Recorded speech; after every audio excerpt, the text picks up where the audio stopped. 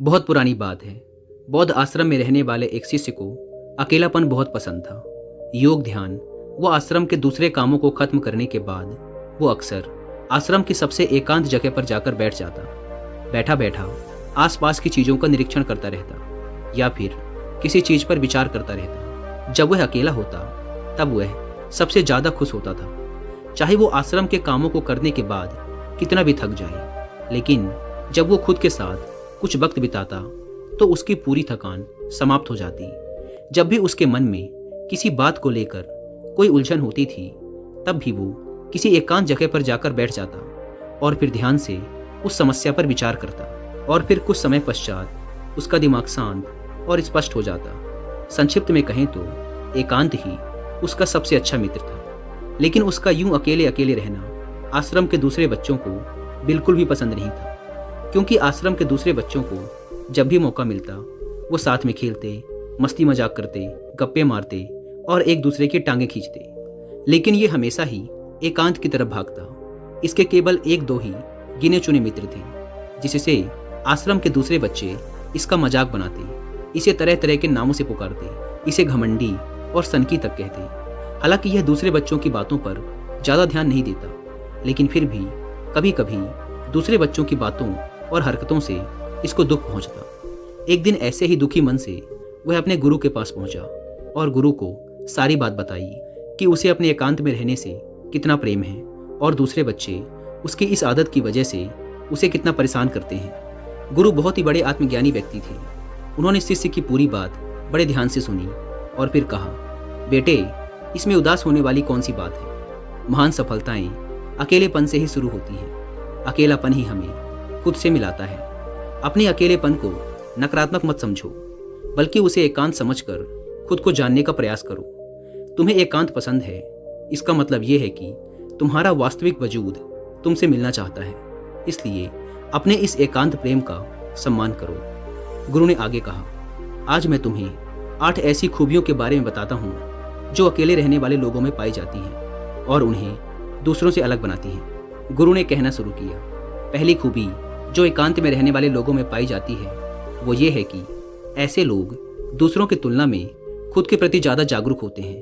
वो खुद के स्वभाव और आचरण के बारे में ज़्यादा गहराई से जानते हैं। ऐसा इसलिए होता है क्योंकि जब हम अकेले रहते हैं तो हमें खुद के बारे में सोचने का काफ़ी समय मिल जाता है, जिससे हम खुद के व्यवहार को अच्छे से समझ पाते हैं। एकांत में रहने वाले लोग खुद की कमजोरी और ताकत को भी अच्छे से जान पाते हैं, जिससे वो दूसरे लोगों की तुलना में किसी भी खराब परिस्थिति का सामना ज़्यादा अच्छे से कर सकते हैं। एकांत में रहने वाले लोगों की दूसरी खूबी ये है कि इनका व्यक्तित्व सबसे अलग, सबसे हटकर होता है। ऐसे लोग जो ज़्यादातर दूसरे लोगों के साथ रहते हैं या अकेले रह ही नहीं पाते, वो कितनी भी कोशिश कर लें, लेकिन जाने अनजाने में ही सही, लेकिन दूसरों के व्यक्तित्व का कुछ हिस्सा उनके अंदर आ ही जाता है। दूसरों की आदतें, दूसरों के विचार उनके अंदर घर कर ही जाते हैं, जिससे उनके व्यक्तित्व में वो अनूठापन, वो निरालापन नहीं आ पाता। उनका व्यक्तित्व कई सारे लोगों के व्यक्तित्व का मिश्रण होता है, पर क्योंकि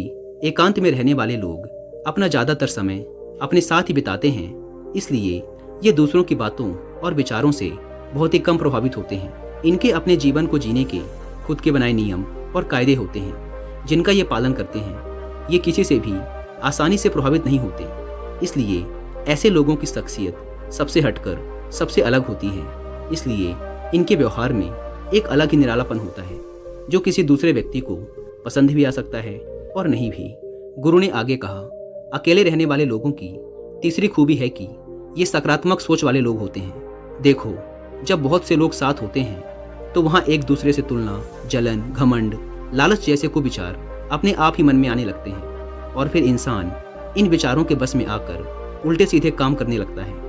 हालांकि ऐसा नहीं है कि एकांत में रहने वाले लोगों के मन में ये सब विचार नहीं आते, लेकिन क्योंकि वो अकेले हैं इसलिए दूसरों से तुलना, जलन, घमंड जैसे विचार उनके मन में दूसरों की तुलना में थोड़ा कम आते हैं। साथ ही अकेले रहने की वजह से उन्हें खुद के बारे में सोचने का ज़्यादा समय मिल जाता है, जिससे वो अपने नकारात्मक विचारों को पहचान कर उन्हें कम कर सकते हैं, जिसके कारण ऐसे एकांत में रहने वाले लोग ज़्यादा सकारात्मक होते हैं। अकेले रहने वाले लोगों की चौथी खासियत कि ये लोग ज़्यादा अनुशासित और आत्मनिर्भर होते हैं, क्योंकि अकेले रहने वाले लोगों को अपने ज़्यादातर काम खुद ही करने पड़ते हैं, इसलिए ये दूसरों की तुलना में ज़्यादा आत्मनिर्भर होते हैं। साथ ही ऐसे लोगों को दूसरों का काम पसंद भी नहीं आता। ये अपना काम खुद करने पर ही भरोसा करते हैं। साथ ही ये लोग कोशिश भी करते हैं कि दूसरों से कम सहायता लेनी पड़े, पर क्योंकि ऐसे लोग आत्मनिर्भर और अपने काम को लेकर स्पष्ट होते हैं, इसलिए ऐसे लोग अनुशासित भी होते हैं। ये अपने समय की कदर करते हैं और दूसरों का भी समय बर्बाद नहीं करते। अकेले होने की वजह से ऐसे लोग एक निश्चित दिनचर्या का पालन करते हैं, जिससे ये लोग ज़्यादा व्यवस्थित होते हैं और ये भी इनके अनुशासित होने का एक कारण है। दोस्तों, अगर आप भी एक अनुशासित जीवन जीना चाहते हैं तो इसमें आपकी हेल्प कर सकती है ये बुक समरी, जिसका नाम है the power of self discipline, जिसे आप कुक एफएम ऐप पर सुन सकते हैं। मुझे पूरा भरोसा है कि अगर आपने इस बुक समरी में बताई गई बातों पर अमल किया तो बहुत ही जल्द आप खुद को एक डिसिप्लिन इंसान के रूप में पाओगे, जो अपने समय की बर्बादी नहीं करता और अपने काम में फोकस्ड रहता है।